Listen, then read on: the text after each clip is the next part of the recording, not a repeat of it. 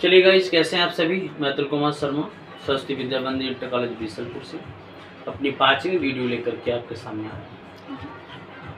आज का जो टॉपिक है लैटिस है। बच्चों, यहाँ से हमारी इस पाठ्य की शुरुआत होती है और यहीं से बच्चों क्वेश्चन काफ़ी बार एग्जाम में पूछे जाते हैं। तो मैं आज डिफाइन करूँगा लैटिस किसे कहते हैं। बहुत ध्यान से एक टॉपिक को समझिएगा। हम लोग लैटिस पढ़ेंगे और लैटिस पढ़ते समय ही बच्चों एक टॉपिक निकल करके आएगा यूनिट सेल। एक टॉपिक निकल करके आएगा यूनिट सेल, जिसको बच्चों हम लोग एकक कोशिका भी कहेंगे। तो बच्चों बहुत ध्यान से टॉपिक पढ़िएगा, क्योंकि लैटिस पढ़ाते समय अपने को यूनिट सेल भी बताना जरूरी है, क्योंकि यूनिट सेल इसी के अंतर्गत बच्चों एक पार्टीशन रहता है, एक पॉइंट आ जाता है, इसी के अंतर्गत ही हमको यूनिट सेल वहां पे पढ़ाना पड़ेगा। तो ये दो टॉपिक हम लोग आज क्लियर करेंगे, एक लैटिस विद यूनिट सेल।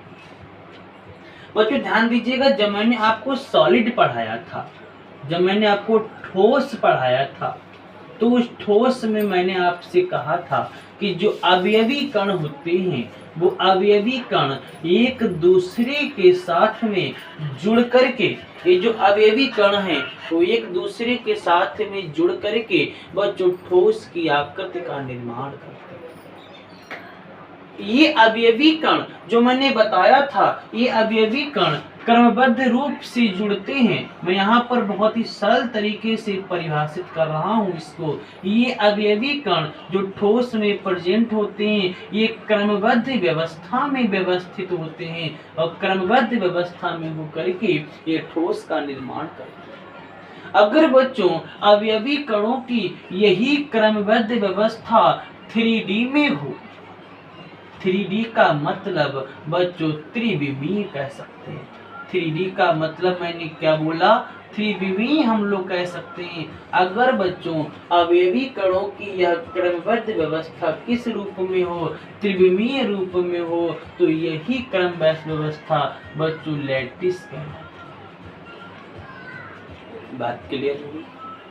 अवयवी कणों की क्रमबद्ध व्यवस्था वो भी किस में, 3D में, क्या कहलाएगी, लैटिस कहलाएगी। कोई डाउट इसमें? मैं परिभाषा को और आगे एक्सप्लेन करता हूँ, बहुत सिंपल तरीके से परिभाषा को लिखता हूँ, आप बहुत सिंपल तरीके से परिभाषा को समझिएगा। बच्चों देखिएगा परिभाषा, रेगुलर अरेंजमेंट क्रमबद्ध व्यवस्था किसकी, regular arrangement of constitutional particles, अवयवी कण। रेगुलर अरेंजमेंट ऑफ सीपी का मतलब कॉन्स्टिट्यूशनल पार्टिकल्स, अवयवी कण। Regular arrangement of constitutional particles वो भी किस में, इन 3D। अवयवी कणों की क्रमबद्ध व्यवस्था त्रिविमीय में क्या कहलाएगी बच्चों, लैटिस कहलाएगी। इसके अलावा भी हम लोग परिभाषा इसको एक्सप्लेन कर सकते हैं। किस तरह से, देखिएगा, रेगुलर अरेंजमेंट, फिर से परिभाषा बता रहा हूं, रेगुलर अरेंजमेंट ऑफ, ये जो सीपी था आप इसके स्थान पर पॉइंट भी ले सकते हैं। रेगुलर अरेंजमेंट ऑफ पॉइंट्स किसमें होगी अरेंजमेंट, 3D में होगी। तो ये दोनों व्यवस्थाएं अगर 3D में हैं तो बच्चों वो लैटिस कहलाएगी। Any problem? अवयवी कणों की त्रिविमीय व्यवस्था, regular arrangement of particles in 3D is known as lattice. Lattice clear हो गया बच्चों? बहुत ध्यान से एक एक पॉइंट को, इस चित्र को जो मैं बना रहा हूँ उसको ध्यान रखना और आप लोग पूरी परिभाषा क्लियर कर सकते हैं।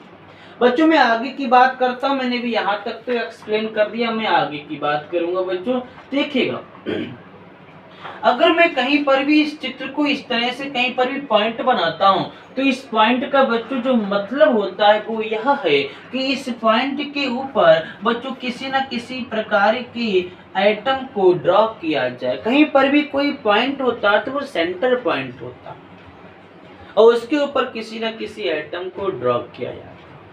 मैं ये काम करता हूँ, मैं किसी एक पार्टिकल्स को लेकर के, एक अबेबी कण को लेकर के इस लैटिस की आकृति बनाने की ओर जाता हूँ।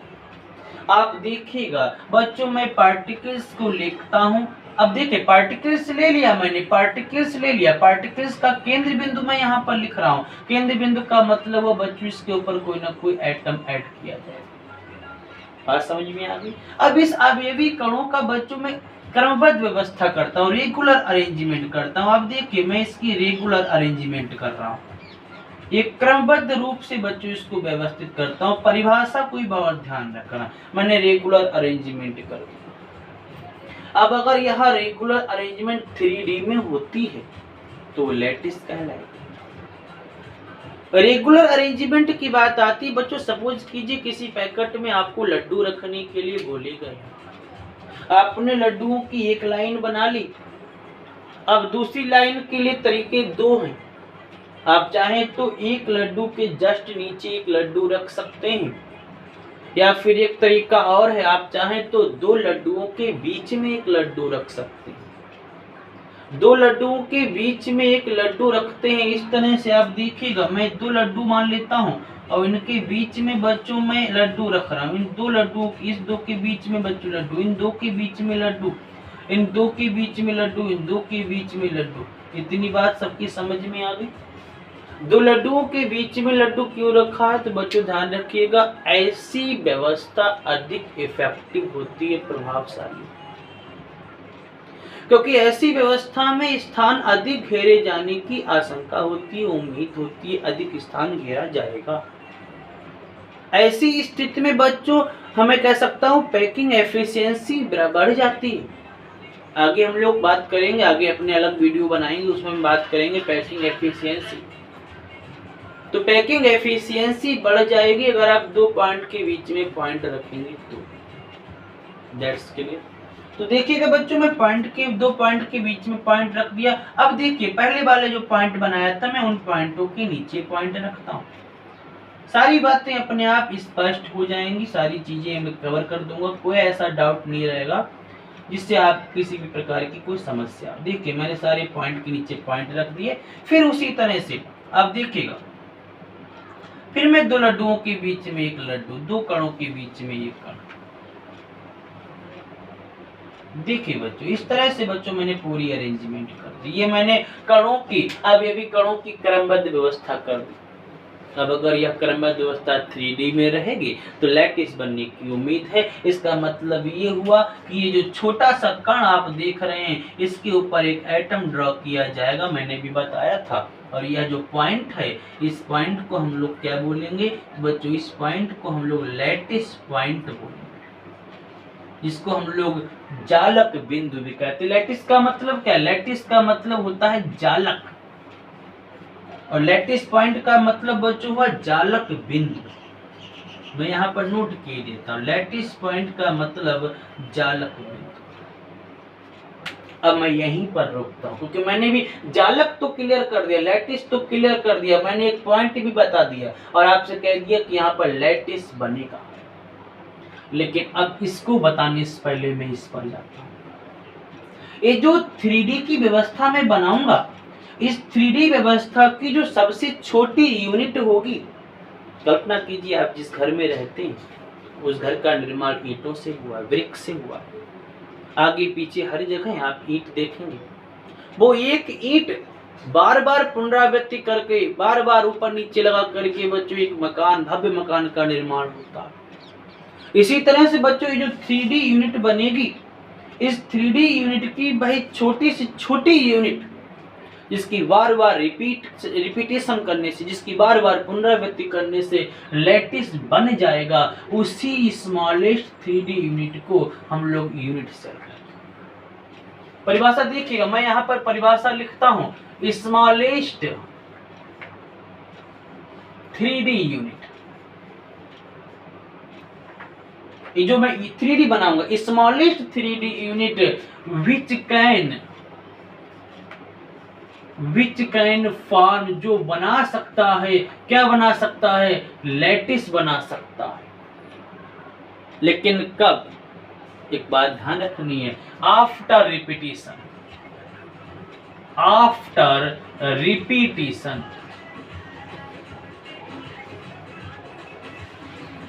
Smallest 3D unit which can form lattice after repetition. 3D व्यवस्था की वह छोटी यूनिट जिसकी बार बार पुनरावृत्ति करने से लैटिस बन जाएगा, बच्चों उसको यूनिट सेल कहते हैं। मैं इस लैटिस को बनाने से पहले वह छोटी यूनिट बना लेता हूँ जिसकी रिपीटिशन करके मैं लैटिस बना सकता हूँ। देखिए कैसे, मैं इस 2 पॉइंट को बच्चों मिला देता हूँ, बहुत ध्यान देना। मैं इसके पहला पॉइंट छोड़ दे, दूसरा तीसरा मिला दिया, अब इसके जस्ट नीचे वाले पॉइंट बच्चों में मिला देता हूँ।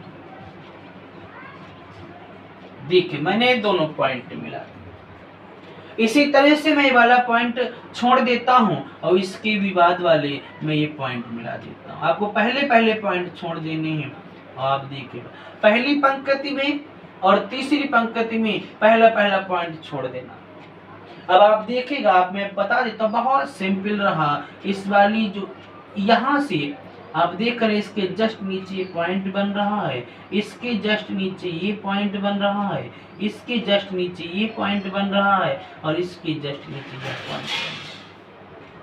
या छोटी यूनिट सेल या स्मॉलेस्ट 3D यूनिट सेल, या मैं ऐसे कह सकता हूं यह स्मॉलेस्ट 3D यूनिट है। सबसे छोटी 3D यूनिट यही है जिसकी बार बार पुनरावृत्ति करेंगे तो लैटिस बनेगा। मैं अपनी इस बात को यहाँ पर तर्क के साथ में स्पष्ट कर रहा हूँ। सबसे छोटी यूनिट मैंने बना दी, अगर रिपीट करने पर फिर इसी की आकृति बन जाए तो समझ लेना बच्चों यह यूनिट सेल है। आगे देखिए बच्चों, मैं इनको दोनों को मिलाता हूँ, इन दोनों को मिलाता हूँ और इसको जोड़ दिया।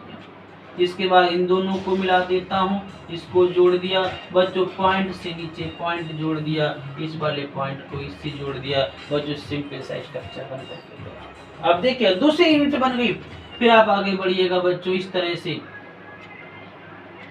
फिर आप जोड़िएगा। अगर आप लोग कॉपी पर प्रॉपरली बनाएंगे तो बहुत अच्छा डायग्राम बनेगा। देखिए बच्चों, सिंपल सी यूनिट सेल बनती चली जाएगी। आप जितना चाहें उतना आप लोग बना सकते हैं। देखिए कॉपी पर बनाएंगे, बहुत साफ और बहुत स्पष्ट चित्र बनेगा। मैंने अपनी बात क्लियर कर ली। यह स्मॉलेस्ट 3D यूनिट है, स्मॉलेस्ट 3D यूनिट जिसकी बार बार रिपीटिशन करने पर लैटिस बन रहा है, तो यह स्मॉलेस्ट यूनिट सेल कहलाता है। आशा करता हूं कि यूनिट सेल और लैटिस से कोई भी क्वेश्चन आपका ऐसा नहीं होगा जो आप डाउटफुल रहेगा, जो आपको अब समझ में ना आएगा। अगर फिर भी कोई क्वेश्चन बन रहा तो मुझे आप मैसेज करिए, मुझे कमेंट कर सकते हैं। अगली वीडियो में बच्चों में यूनिट सेल के टाइप्स के बारे में बताऊंगा। तब तक के लिए घर पे रहें, खुश रहें।